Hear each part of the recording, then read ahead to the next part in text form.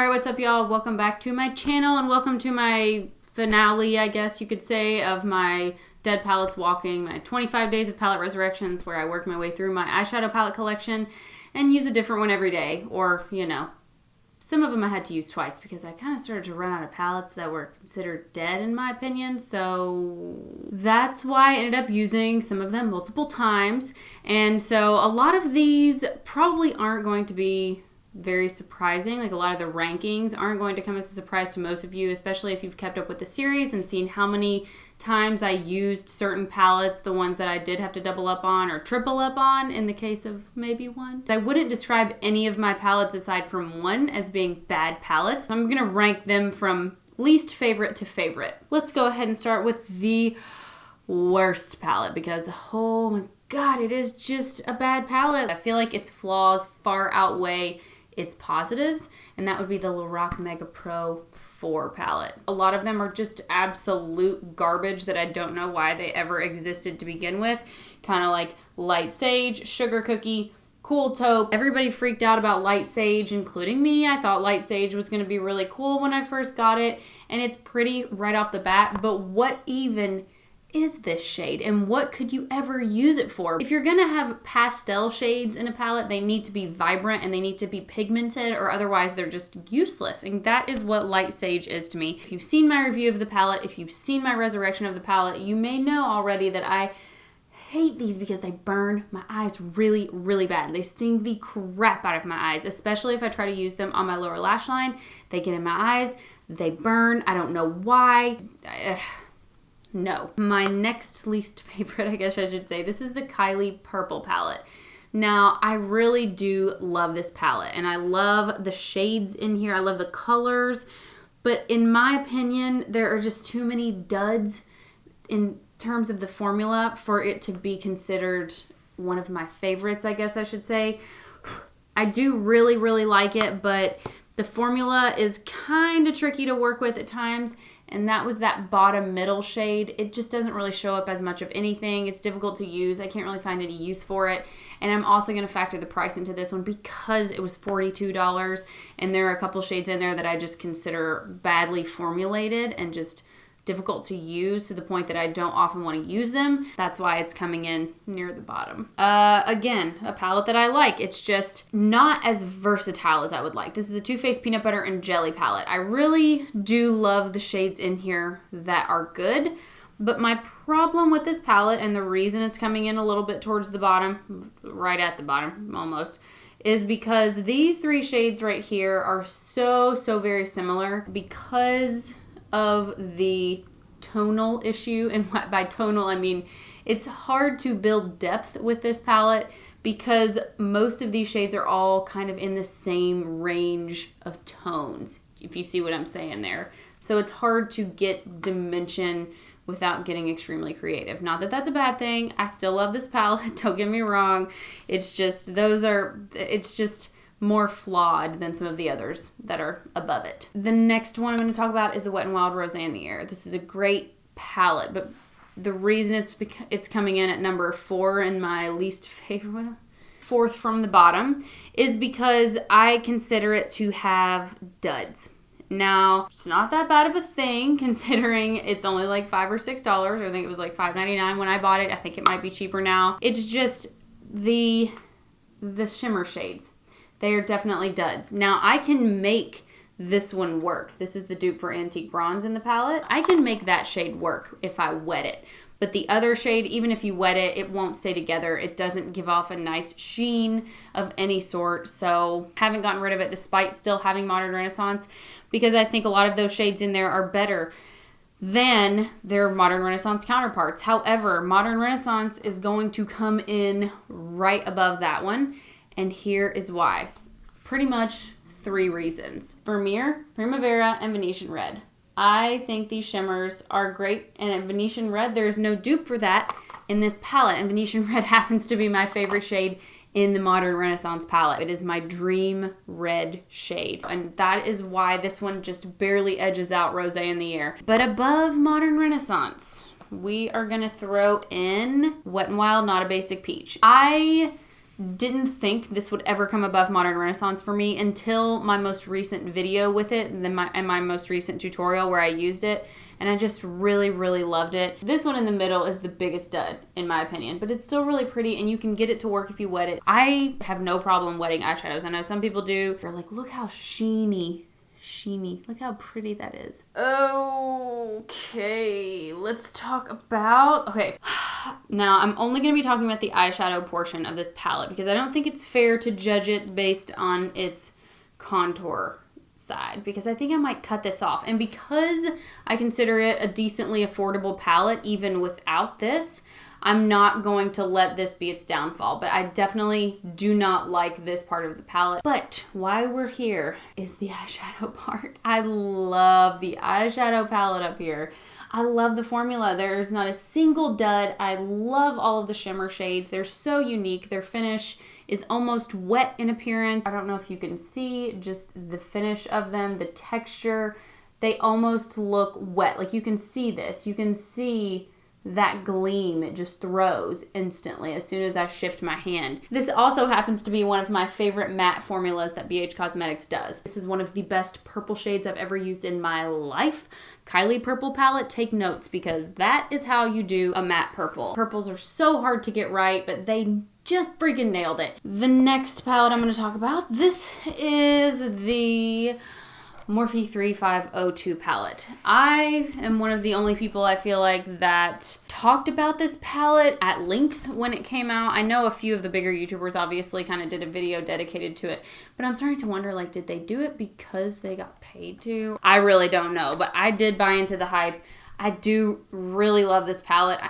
Ouch. Yeah, I realize that a lot of these shades look the same, and you know, I can still build a lot of dimension in whatever look I decide to do, and I don't know. I think I'm one of the only people that still uses it and talks about it, but I do love this palette. My next palette I'm going to talk about, this is the BH Cosmetics Weekend Festival palette. You all have seen me talk about this on my channel before. I love this palette. I think it's such a great price for what it is, and I do believe it has been discontinued because it was limited edition, and it's one of those things where it was like actually limited edition. I was just like, fake limited edition, but every once in a while they'll kind of bring it back for like a limited run, but holy freaking crap, look at that purple. I don't know. I love it. So it's coming in pretty close to the top. Okay, this palette is my first palette I ever got. So it has to come close to the top, and honestly, I think sentimental value might factor into that. Of course, that is the Venus palette by Lime Crime. But this is such a classic, timeless palette. Like, I can still get looks out of it that don't bore me, even though there's only 8 shades that are all sort of in the same color family thing. I still love this palette. Like, I still find myself wanting to wear it. Like, when I'm about to go to work and I don't know what palette I want to use, I still find myself wanting to be like, I just want to wear the Venus palette. So, yeah, it's coming up pretty close to the top. Just in case anybody is surprised by that, which you're probably not because, yeah, you've probably seen me use it 1,000 times on my channel anyway. This is a palette that I haven't even had that long, only a few months. This is, of course, the NYX Grind palette from their Machinist collection. It's the only palette I got from their Machinist collection, and I really do love this palette. There's one shade in this palette that I could probably live without and don't see much of a point in, and that is this shade right here in the middle row. It's not really pigmented enough to darken once I put it on my eye to use as a transition shade. It's pretty much my exact same skin tone. Aside from that, I freaking love this palette. I've talked a few times about it on my channel. I can't get enough of it. This is another one of those palettes where I'm like, I just want to use the NYX Grind palette all the time. My next palette, considering the Grind palette is sandwiched between these two, you're probably not going to be too surprised. Working my way up here is the Venus 2 palette by Lime Crime. This is higher up on the list than the first Venus palette because I think it's more unique. I think I can get more unique looks with it. When I wear it, I tend to get more questions about my makeup and what I'm wearing or what palette I'm wearing or compliments or whatever on my eyeshadow. It has a definite personality, and I think it's so ahead of its time. When this came out, people were like, what is that? Whoa. And then they started seeing people put looks together with it and use it in tandem with the original Venus palette. And they were like, whoa, well, hold on. I think we got off on the wrong foot, Venus 2. At least that was how I was. Like, I didn't buy it when it first launched like I did the Venus palette. Held back on it for not long, mind you. These will always hold a special place in my heart. I'm like second guessing some of my choices because these are like my top 5, so this is serious. But before we get into that, let me talk about a few palettes that I will not be ranking today. Number 1 of them being the Sugar Pill Edward Scissorhands palette. Now the reason I'm not going to rank that is because I don't think it's fair to rank something that doesn't perform as well as it used to. When I started to dig into it in my most recent palette resurrection of it, and I couldn't get any of it to really stick to my eyes, the shadows just wanted to crumble and fall apart. They felt really dry. That told me that whatever is holding those shadows together is just starting to expire, starting to break down, which happens to a lot of palettes. My Venus palette, the Aura shade, it's starting to do the same thing. Aura and Shell both started doing the same thing. And one of you all mentioned the fact that vegan formulas tend to not stand the test of time like some other formulas. I haven't really looked into that or figured out why that is, but a lot of you seem to be in agreement that that might be part of the issue with the Sugar Pill shadows. I'm not saying that there's any issue with their shadows. I think that they have a great formula going, but it's just that palette over time, it's like those shadows just wanted to fall apart on my brush and then on my eye. It was the weirdest thing. But yeah, I'm going to talk about a couple other palettes real quick that I'm not factoring in. That's because I have not had them very long, and that's the Noctex Future Grunge palette and the Anastasia Beverly Hills Sultry palette. I like both of these palettes, but I'm just not going to put them in the ranks because I just haven't had time to get to know them like I would like to get to know them. My next ranking, I'm going to talk about, oh my god, these are my top 5, and I'm starting to second guess myself. I'm starting to like doubt myself. No, I'm sticking to my guns here. Okay, this is number 5. This is the Makeup Shayla and ColourPop Perception palette. Now, this is tied for my favorite packaging with one of the other palettes I'm about to talk about. But I just love these eyeshadows. They are so nice. The reason it didn't come up even higher in my list is because I think I would like to see at least one cool tone matte in this palette. Aside from that, like, I can't really say anything bad about any of the shadows in this palette. Even the ones that have like the micro glitter infusion, I've noticed that they're really not as problematic as a lot of other matte shades like them where they have that micro glitter in them. Now, a lot of times I will just use these types of shadows as matte shades, but I have found that I can actually put these on my finger and build them up on my eyelid, and they'll stick even with that shimmer, and you can see the shimmer. So it's really interesting that they've actually managed to pull that off. But I love this palette. I love how it feels. It feels so much more expensive than it actually was, and these are a good size. It's compact. It feels good. It's like rubberized. Oh, I love this palette. Right above this one is the Jaclyn Hill palette. This was the original Jaclyn Hill palette, the one that broke the internet, or so it thinks. But mine's falling apart. Why is that happening? Why is mine falling apart? Sorry, palette.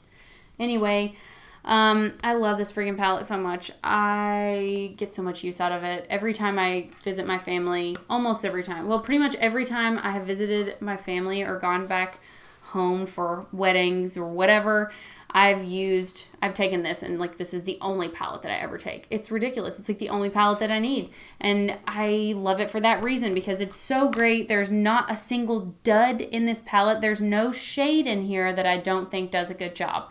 Some of them you definitely need to wet or use with your finger, but for me, that is not a deal breaker. I know some people don't like having to use their fingers. Some people don't like having to wet their shades, but I don't mind it, and therefore, I absolutely love this palette. They tried to reinvent the Jaclyn Hill palette and friggin' bombed with the Vault. Like, it's kind of ironic, isn't it? Considering vaults are where you go when you're getting bombed. Vault palette bombed itself. What a coincidence. Anyway, so my next 2 palettes are from my favorite brand. I call it my favorite brand because I think that it has so much more potential to be the brand I want it to be than any other brand. And unfortunately, it has had some pitfalls, which sucks, because I was talking to somebody in the comments about it in one of my recent videos about this brand, that we feel like this brand, it's like they need to be themselves. Like, they need to stop trying to, like, be like other brands. They need to just be themselves. Like, stop trying too hard. You don't have to try so hard. Just be yourself and we'll love you for it, okay? Anyway, it's Urban Decay. And this is the Born to Run palette. This is number 3. I freaking love this palette. This is tied, of course, for my favorite packaging of all time with the Perception palette. I love both packaging for different reasons, but I love this palette. And it's weird because I do consider a few of these shades, well, not a few, maybe mainly just like 2, to be sort of duds. And I'm not going to call them straight up duds, but Weekender, the transition shade for my skin tone, is just very, very, again, it's just very light. It's barely a transition shade on my skin tone. My biggest complaint is Punk, I think. This one's not even my biggest complaint. Punk is my biggest complaint, and it's this warm reddish brown shade. It's really dry. It is really, really difficult to blend, but I like using it as an eyeliner, like taking it on a pencil brush and just putting it right up close to my lash line and like smoking it out. That's the best way to use that shade, because aside from that, trying to build it into my outer corner is just useless. It's really difficult to do, which is weird and somewhat ironic because it's usually the warm brown shades that are easier to blend and the cool tone brown shades that are really hard to blend. But then you have this one, Good Is Gone, which is good as the best cool tone brown shade I've ever used in my life. It will blend. I cannot believe there is such a huge discrepancy in blending between Good Is Gone and Punk when they are honestly not that much different. They're just different in tone.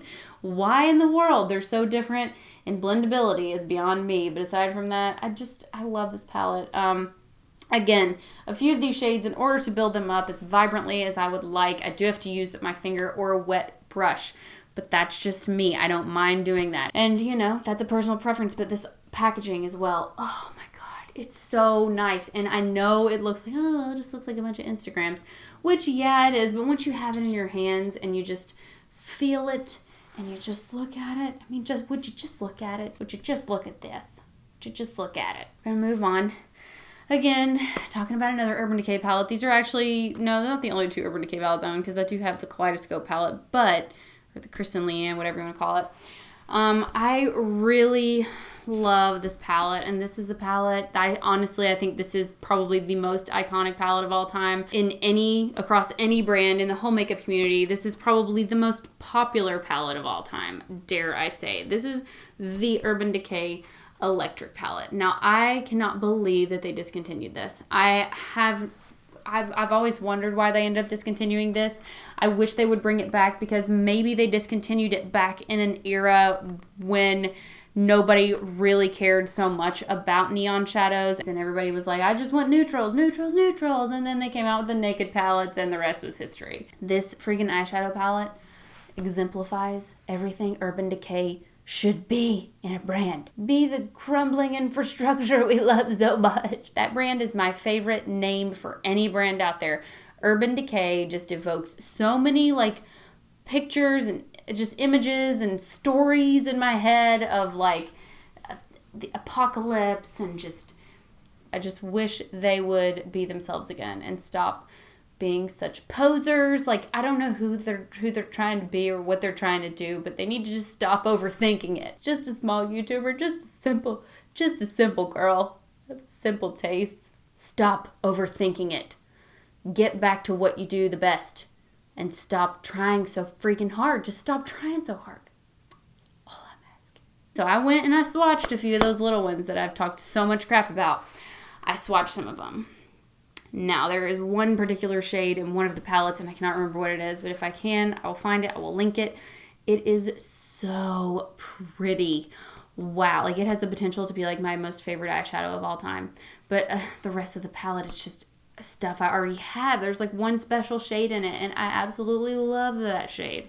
But it's really hard for me to justify buying that palette unless I break down one day and use some Ulta points for it. Just wish Urban Decay would get back to doing cool shit like that. Okay, that eyeshadow, that one eyeshadow is like, it's like the light at the end of the tunnel. It's like that one eyeshadow is a microcosm for what that brand is going to be in the future. It's like, it's giving me hope.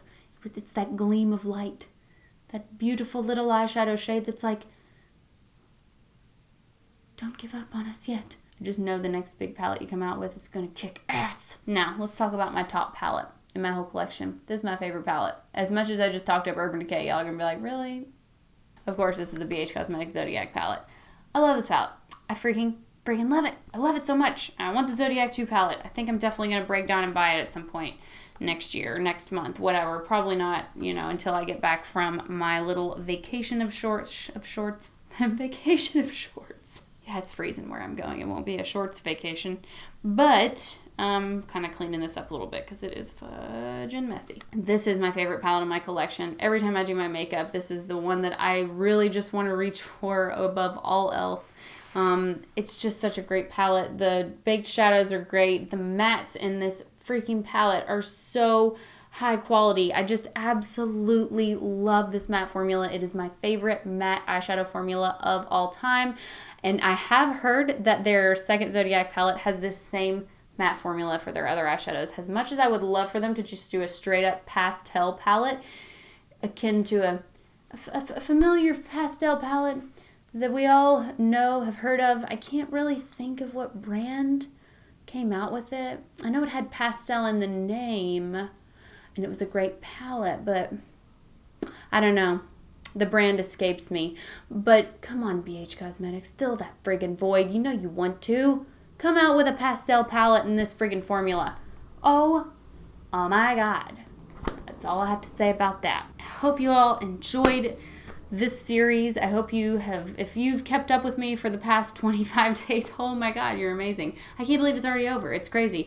Like, it feels like I have lived this month. It feels like my own life has just been running alongside the life of the person that I am who filmed all these videos and somehow got them on the internet. It's just such a surreal feeling because I've also managed to have a life outside of filming and also work my normal job and get ready for Christmas and have a good Christmas and everything. It was just a weird, again, surreal experience, and I can't believe I made it through it. But now that I know that I can, I don't see why I can't do some other extensive series in the future that I'll have to take some time to think about and come up with. So I appreciate all the time y'all have spent on watching my videos. You have no idea how much I'm just like, I love it. It's just amazing. Thank you so freaking much. I'm so terrible at I don't know.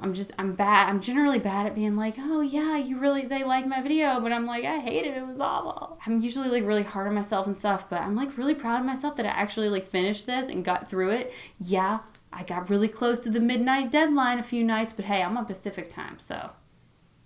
Thanks again for watching. I hope you all have a good holiday. If you celebrate Christmas, Merry Christmas. If you celebrate the New Year, Happy New Year's. And I will probably see you all again soon. Peace out, Lays. And I'll see y'all soon.